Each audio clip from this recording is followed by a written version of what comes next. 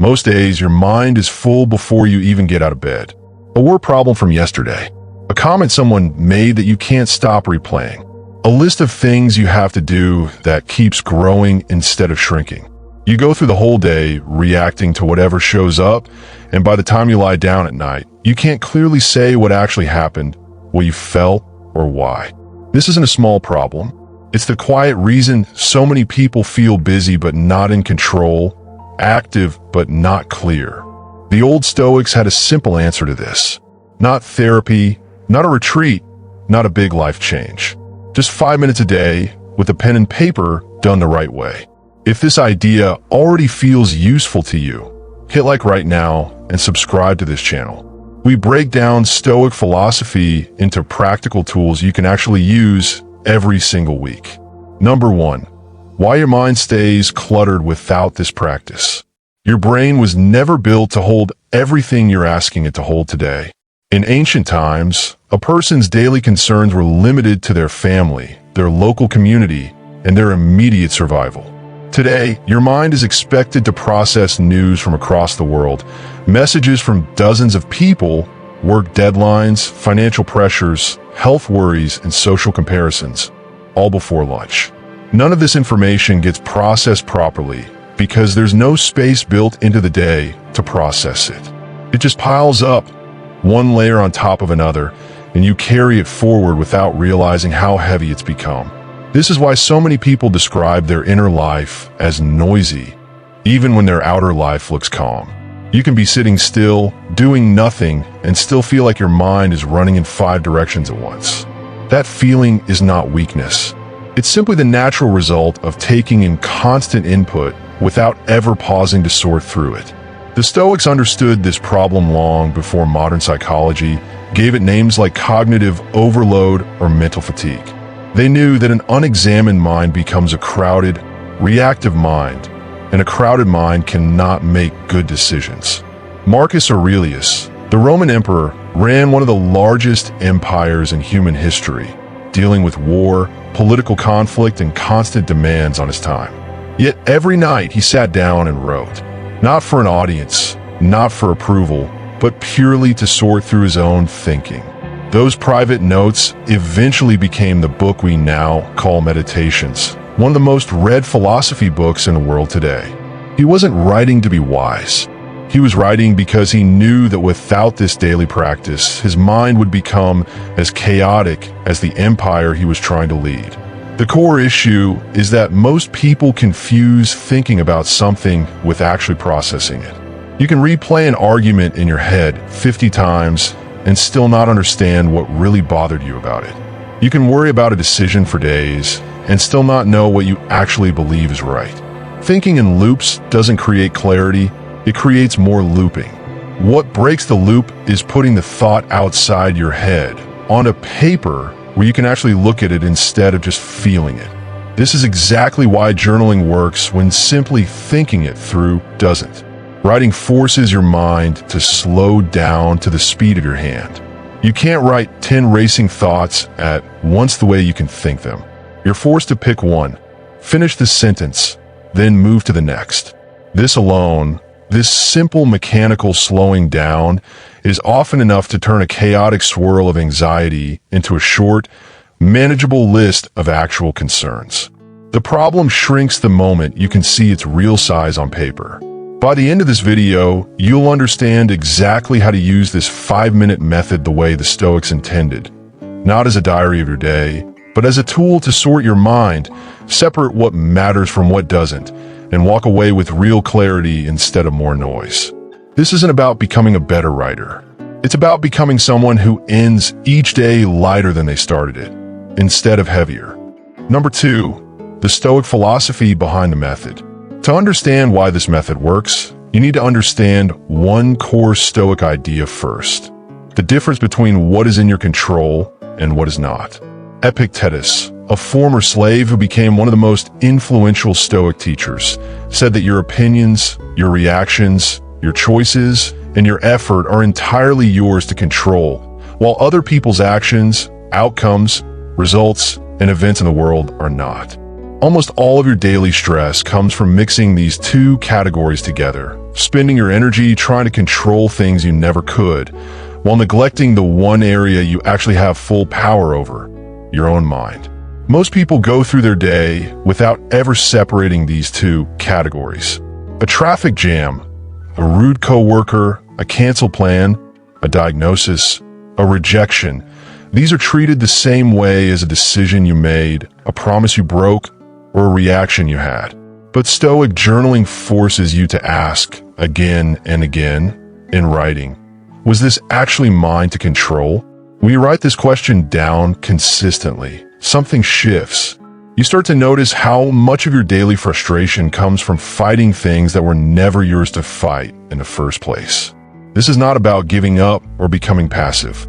The Stoics were some of the most disciplined, active people in history. Soldiers, senators, emperors, teachers. The point was never to stop caring or stop acting. The point was to stop wasting energy on outcomes you cannot control and instead pour all of that energy into your effort, your character, and your choices, which are the only things guaranteed to be within your reach. Journaling becomes the daily practice of sorting your concerns into these two piles, so your energy goes where it actually makes a difference. Seneca, another major Stoic philosopher, wrote letters to a friend describing his own nightly habit of reviewing his day honestly, admitting to himself where he had acted poorly, and deciding how to act differently the next time. He described this practice not as self-punishment, but as the closest thing to peace of mind a person can build for themselves. He believed that a mind reviewed daily becomes stronger over time, the same way a muscle exercised daily becomes stronger, while a mind never reviewed simply repeats the same mistakes without ever noticing the pattern. This is the deeper purpose behind Stoic journaling. It's not about recording what happened, like a diary does. It's about extracting the lesson, the reaction, the choice you made, and asking honestly whether that choice matched the kind of person you want to be. Over weeks and months, this daily habit doesn't just reduce stress, it actually reshapes your character, because you become someone who notices their own patterns instead of someone who repeats them blindly. Once you understand this philosophy, the 5-minute method stops feeling like a task on a to-do list and starts feeling like the most important 5 minutes of your entire day. It's not extra work added onto an already full life. It's the practice that makes the rest of your life make sense, because it's the only time in your day when you actually stop and check whether your energy went where it should have gone. Number 3, minute 1 and 2, the morning setup. The 5-minute method begins in the morning, before the day has a chance to pull you in 10 directions. This part takes no more than 2 minutes. And its entire purpose is to set your intention before the world sets it for you. Most people wake up and immediately check their phone, letting notifications, messages, and other people's demands decide what their mind will focus on first. The Stoic approach flips this completely. You decide first, deliberately, what kind of day you intend to have before anything external gets the chance to hijack your attention. You start by writing one simple line. What is likely to test me today? This isn't about predicting disaster. It's about being honest with yourself about the situations that tend to challenge you. A difficult meeting, a conversation you've been avoiding, a task you keep putting off, a person who tends to frustrate you. Marcus Aurelius did something similar every morning, reminding himself that he would likely encounter rude, ungrateful, or difficult people that day, not to feel pessimistic, but so that when it happened, he wouldn't be caught off guard and thrown into a reactive state. The second line you write is about your response, not the event. Instead of writing what you hope will happen, you write how you intend to respond regardless of what happens. For example, if you know a difficult conversation is coming, you don't write, "I hope it goes well." You write, "I intend to stay calm and speak honestly, regardless of how the other person reacts." This single shift from hoping for a certain outcome to committing to a certain response is one of the most practical applications of Stoic philosophy, and it takes less than 30 seconds to write. This morning entry acts like a compass you set before leaving the house. Without it, your day pulls you along reactively, and by evening, You can barely remember what you intended versus what just happened to you. With it, you have something to return to throughout the day. When that difficult moment does arrive, some part of your mind remembers what you wrote that morning, and that memory alone is often enough to shift your reaction from automatic to intentional. You'll notice something interesting happens over time with this practice. The situations you predict will challenge you become less threatening simply because you've already thought about them once, calmly, before they happened. This is very different from anxious worrying, which spirals and repeats without resolution. This is controlled, brief, intentional preparation, done once in the morning and then set aside, freeing your mind to actually be present for the rest of the day instead of bracing for it. By the time you finish these 2 minutes, you haven't just written 2 lines. You've made a decision about who you're choosing to be today, independent of what the day throws at you.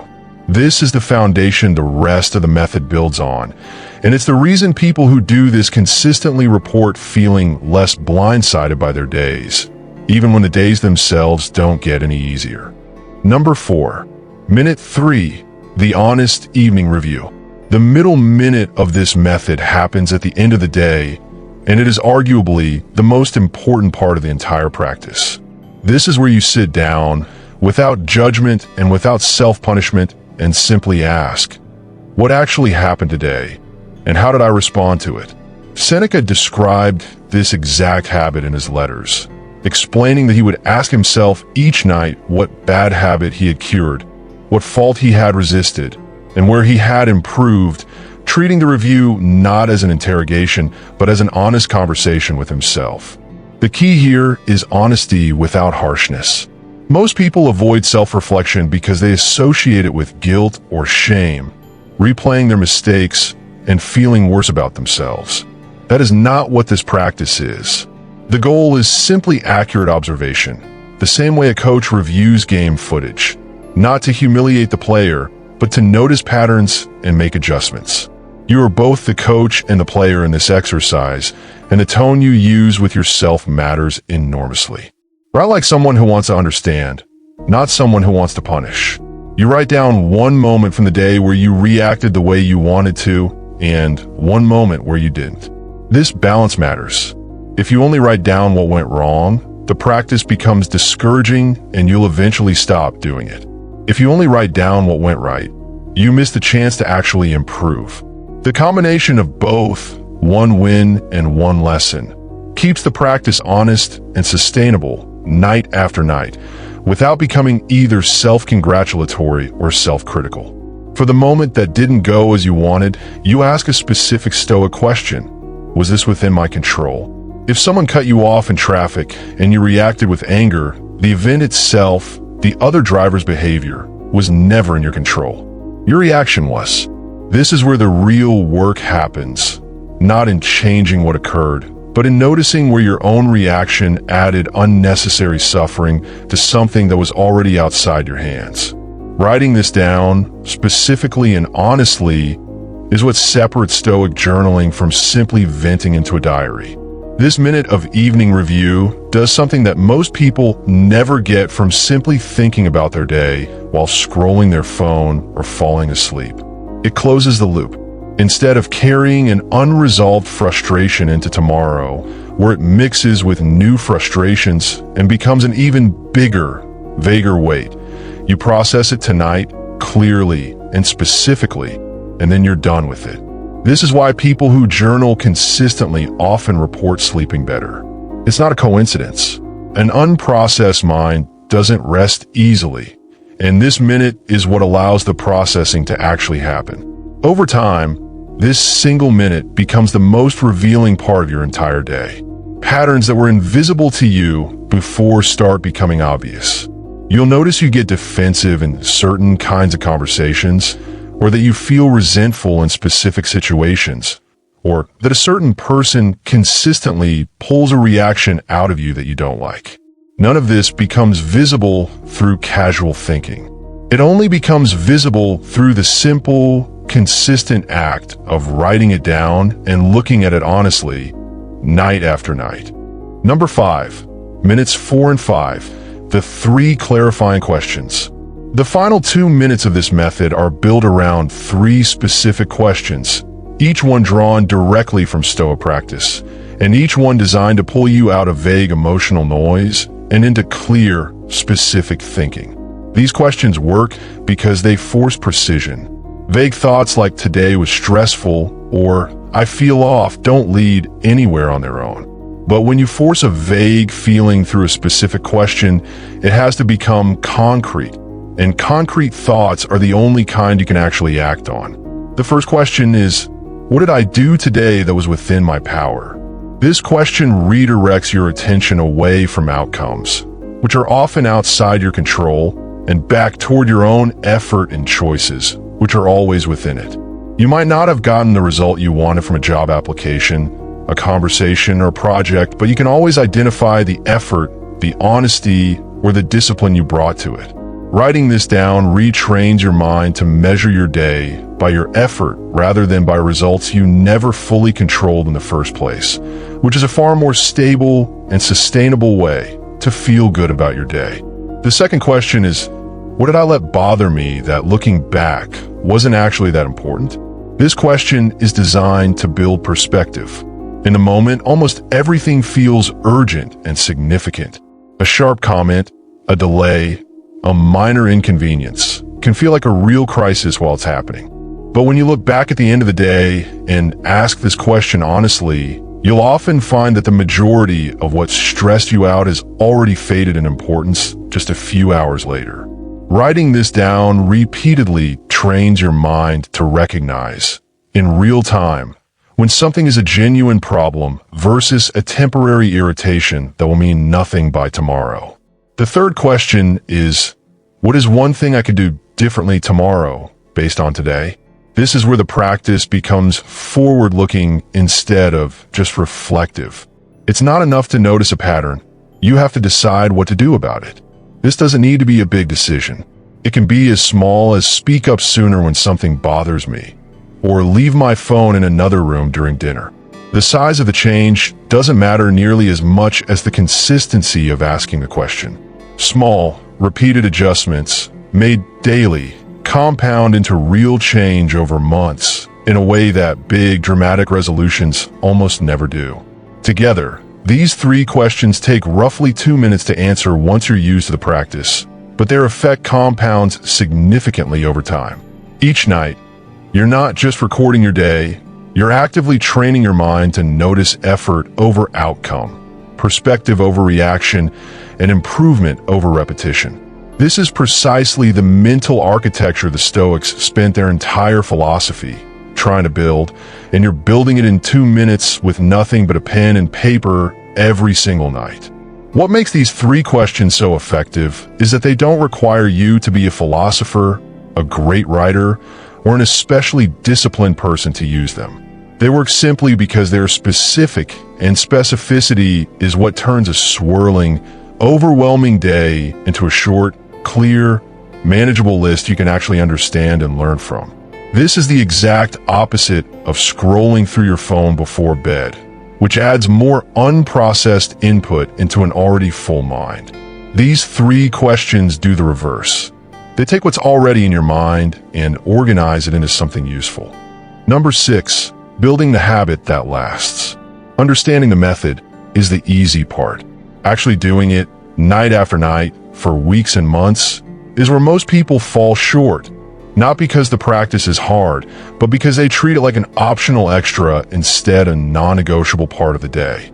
The Stoics didn't view their reflection practice as something to do when they had spare time. They treated it the way you treat brushing your teeth, a basic, unquestioned part of daily maintenance, done regardless of mood or circumstance, because the cost of skipping it compounds just as much as the benefit of doing it does. The biggest mistake people make when starting this method is trying to make it too long or too perfect. They imagine a beautiful, detailed journal entry, and when they don't have the energy or time for that, they skip the day entirely. This defeats the entire purpose. The method is called the 5-minute method for a reason. It's designed to be short enough that there's no good excuse to skip it, even on your busiest or most exhausted day. A A short entry done consistently will always outperform a long entry done occasionally, because consistency is what actually builds the mental patterns this practice is designed to create. Choose one fixed time to do this, and protect it the way you protect an important meeting. For most people, right after waking up works for the morning portion, and right before turning off the lights works for the evening and reflection portions. The exact time matters less than the consistency of the time. When you attach this practice to something you already do every day, like getting into bed, it becomes far easier to sustain than if you try to find a random 5 minutes wherever you can fit in, because whenever I have time almost always turns into never. Use a physical notebook if at all possible, not your phone. This might seem like a small detail, but it matters more than people expect. Your phone is already associated with input, scrolling, notifications, and other people's thoughts. Writing on a device that constantly pulls your attention elsewhere works against the entire purpose of this practice, which is to create a few minutes of undistracted, private reflection. A simple notebook kept by your bed removes this friction completely and signals to your mind that this time is different from every other time you spend looking at a screen. Don't judge the quality of your entries. Some nights you'll write full, thoughtful sentences. Other nights you'll scribble 3 rushed words because you're exhausted. Both are valid and both count. The value of this practice doesn't come from how eloquent your writing is. It comes from the simple, repeated act of pausing to sort through your mind before the day ends. Judging your own entries for quality is one of the fastest ways people talk themselves out of continuing the habit. So give yourself full permission to do this imperfectly every single day for as long as it takes to become automatic. After 30 days of doing this consistently, most people report a noticeable shift, not a dramatic transformation, but a quieter, steadier kind of clarity that carries through their day. Decisions feel less overwhelming because you've been practicing separating what's in your control from what isn't. Frustrations fade faster because you've been practicing catching them before they compound. And your days start to feel less like something that happens to you, and more like something you're actively shaping, 5 minutes at a time. This is the entire promise of Stoic philosophy, made practical, made small enough to actually do, starting tonight. That's the 5-minute Stoic Journaling Method. 2 minutes in the morning to set your intention, 1 minute in the evening for honest review, and 2 final minutes with 3 questions that turn a chaotic day into real clarity. If this gave you something you can actually use, subscribe to this channel for more practical Stoic tools. And let me know in the comments the one line you're going to write in your journal tonight.